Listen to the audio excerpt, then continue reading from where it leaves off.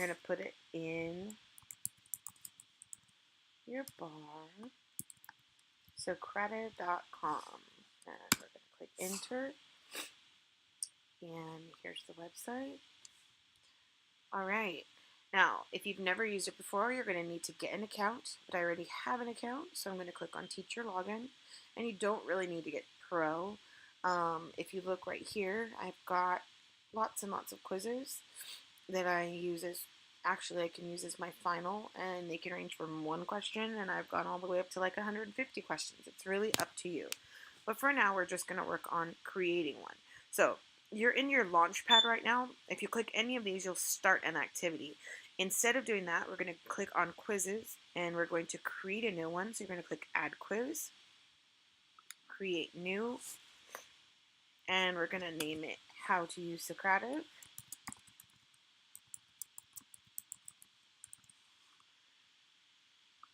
And you can actually align it to a standard. So I'm going to choose ELA, and again, language arts. And then the grade I teach freshmen right now. And then, since it's just a pretend quiz, you can actually choose anything that aligns with it and your subject. But I'm going to go ahead and click the using technology one.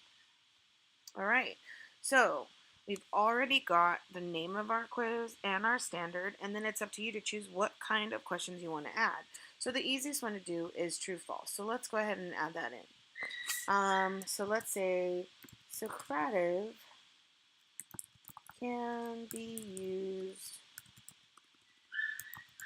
to give assessments. True or false? It's true. But if we wanted it to be false, we'd click on false. But let's say true, and then you're going to go ahead and you're going to click save. Now let's add in a multiple choice. Socrative can be used in the following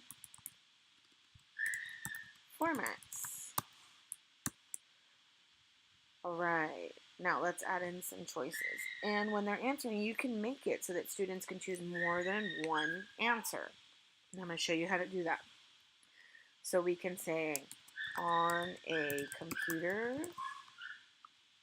on my iPhone,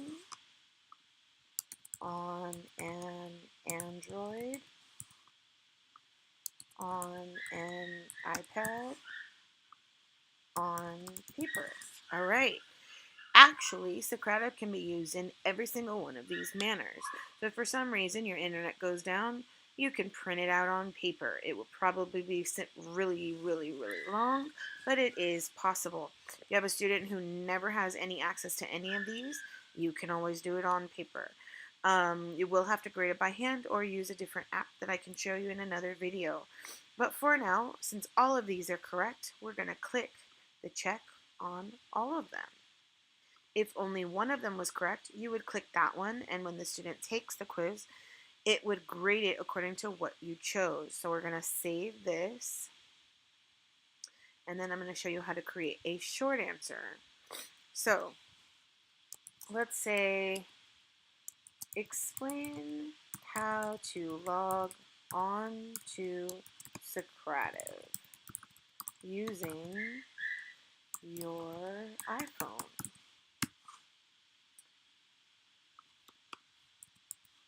Okay, now they would have to put this in when they're taking it.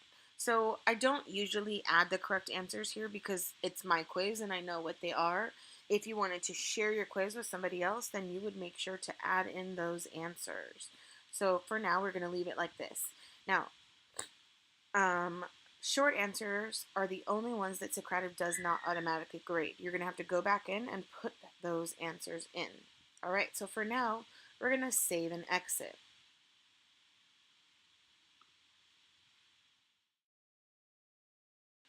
Your students this quiz that we just created. The first thing you're going to want to recognize is what is your room number, and that's right here for me. And you can always go in and change this, but I'm not going to change it right now.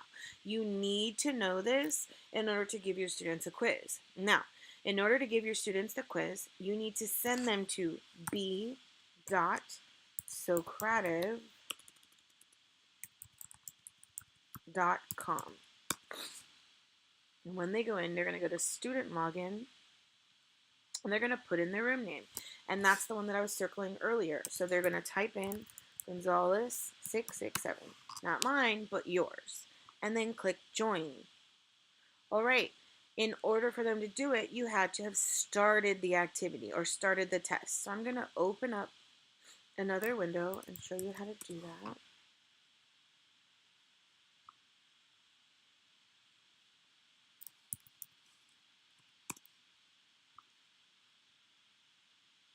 And that's when you go to your Launchpad. So you know you're in your Launchpad because it's underlined. So you click quiz.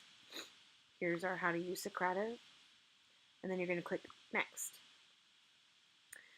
There's different ways to set it up. You can let them go back and forth, open navigation.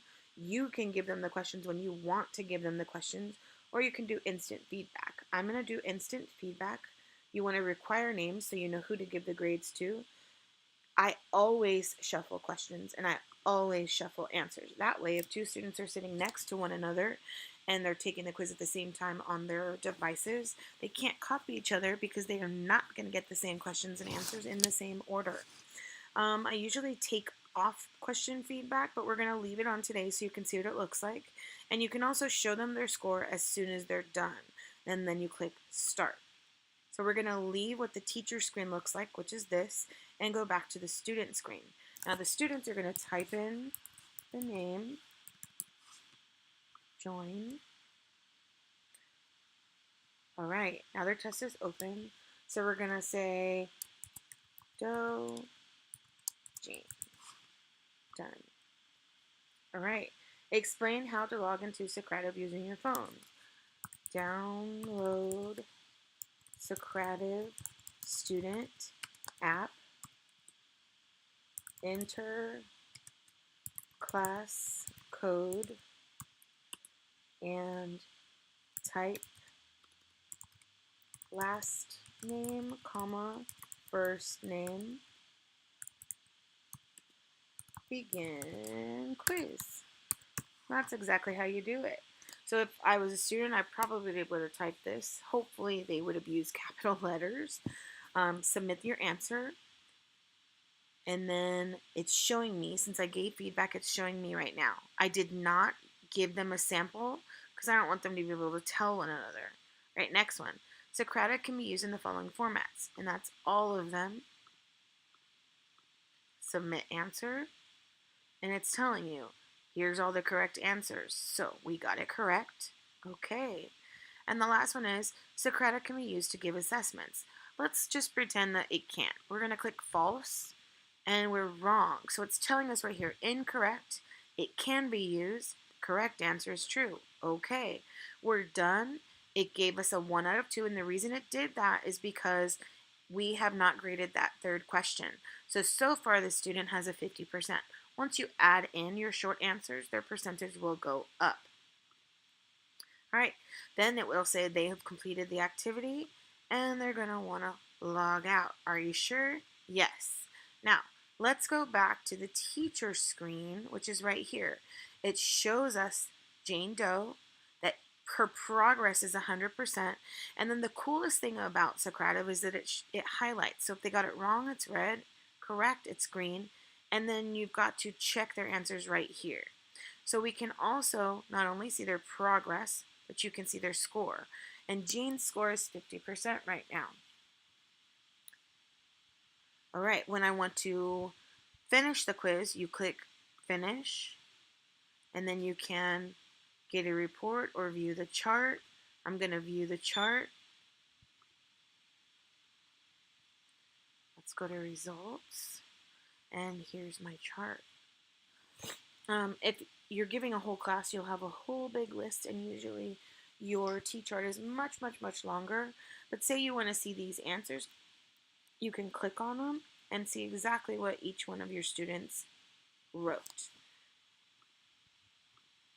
And that's how you can grade that last one, and it's just added into their score when you import it into Infinite Campus.